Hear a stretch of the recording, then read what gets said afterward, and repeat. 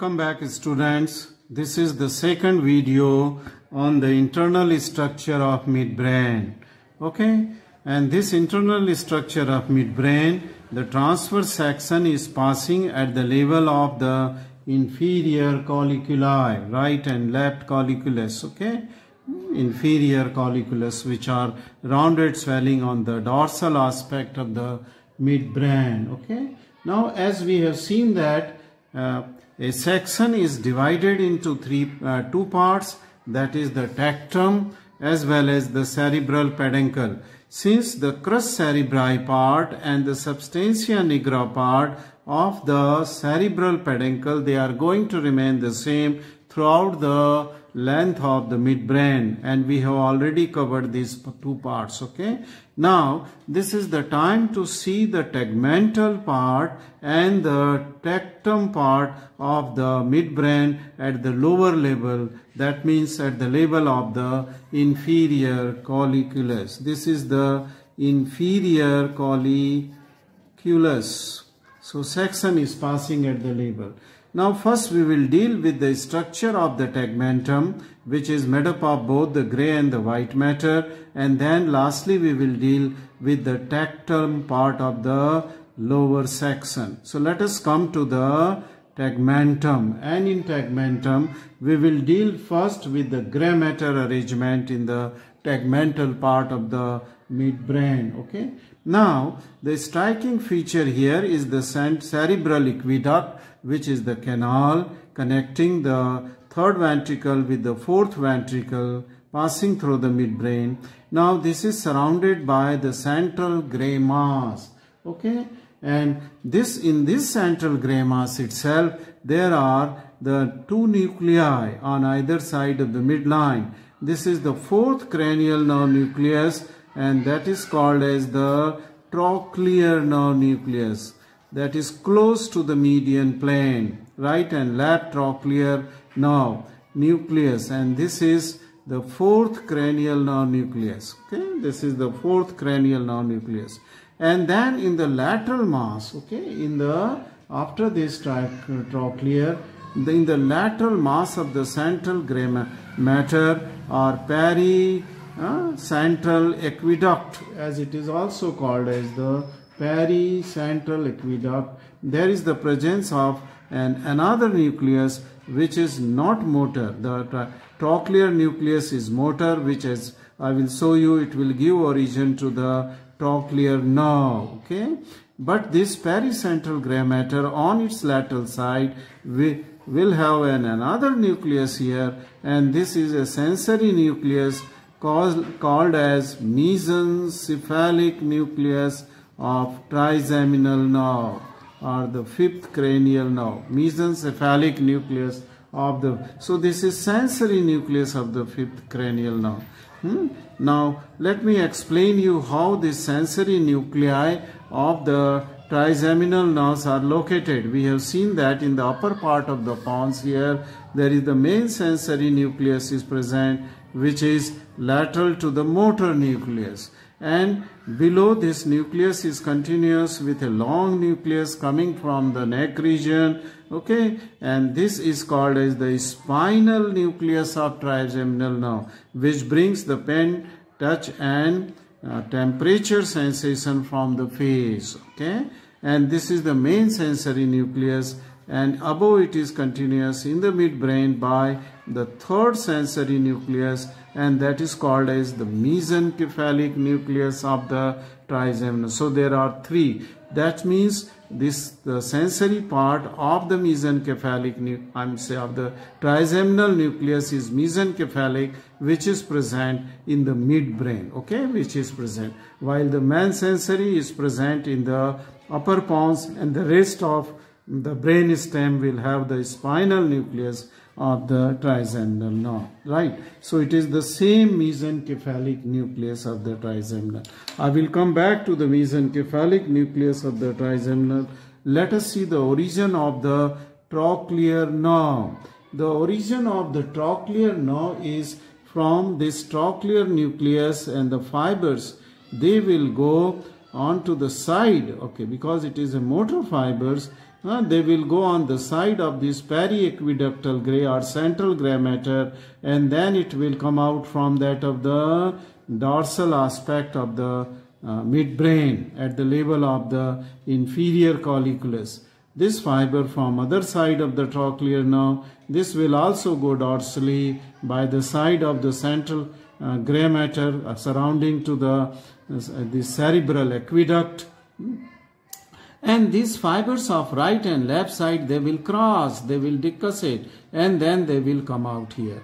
And then it will run onto the lateral side of the midbrain, and then it will come onto the ventral aspect. From both the side it will be the same fat. And we have already seen that in the ventral aspect, this nerve is very thin and it comes out along with the third, that is the oculomotor nerve, between the two large vessels, that is the posterior cerebral and the superior cerebellar arteries. Okay, this is the how this is the trochlear nerve is there. Now this mesencephalic nucleus of the trigeminal nerve, as I said, it is sensory nucleus, and this receives the fibers, and the fibers are sensory, means proprioceptive sensation. They will bring the sensation from the muscle, joint and tendon, okay, the capsule of the joint, okay, from synovial membrane, from ligament, from the muscles which are acting onto that joint, okay, and from the muscle spindle they will bring, and these are proprioceptive sensation, and they will end here in the mesencephalic nucleus. And these sensations are coming from various sources, okay, in the face, okay, in the head region, not in face, in the head region. This will come from the muscle of mastication, that is temporalis, median and lateral pterygoid, the masseter muscle, and other muscles, that is the facial muscles, which are also involved indirectly with the masticatory purpose. Okay, then this will also bring the proprioceptive sensation from the oculomotor muscles, that is superior rectus, inferior rectus, medial, lateral, superior oblique and inferior oblique, and levator palpebral superioris.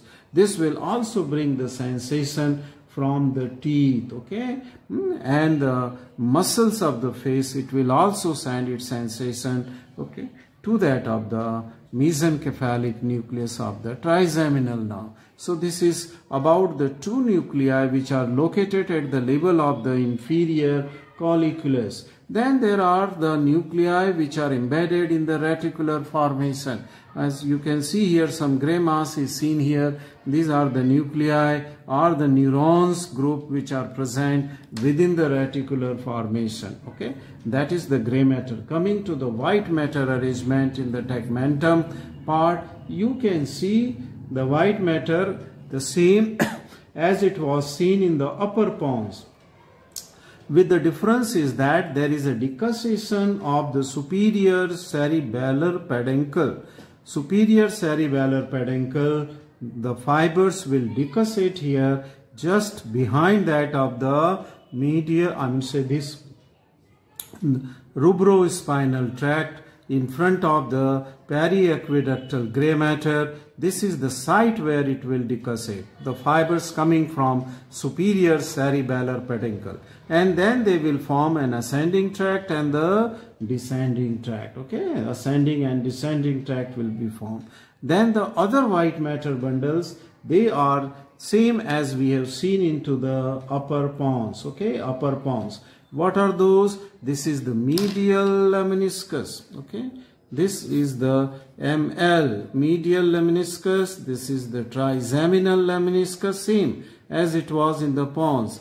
And this is the spinal lemniscus. Okay, and lastly, this is the small part which I will just write it here. It's labeling. And this is the lateral lemniscus. This is also lateral lemniscus, and this is touching to the gray matter of the inferior colliculus.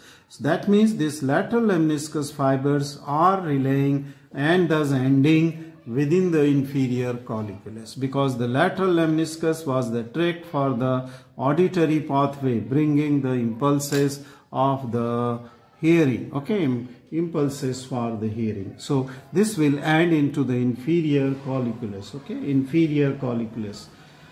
Now thus this is the ending, but then there are other motor fibers which are arranged onto the either side of the median plane, and these are the medial longitudinal bundle, MLB. Where shall I write?